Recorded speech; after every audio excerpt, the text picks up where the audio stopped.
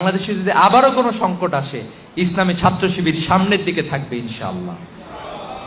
কেউ কেউ বলে গিয়েছেন যে শিবির তো পলিটিক্যাল না, পলিটিক্যাল আসলে তো শিবির মোর দেন পলিটিক্যাল, পলিটিক্সের উপরে।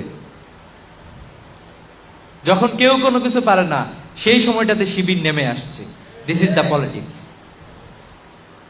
বাংলাদেশে যদি আবারও কোনো সংকট আসে, ইসলামী ছাত্র শিবির সামনের দিকে থাকবে ইনশাআল্লাহ।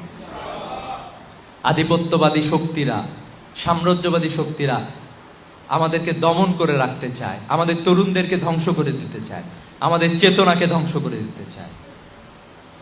আমাদের চেতনা, আমরা যেরকম রাস্তাঘাটে লড়াই করব, সেই সাথে কালচারাল জায়গাটাতে মানুষকে ভিতর থেকে পরিবর্তন করা।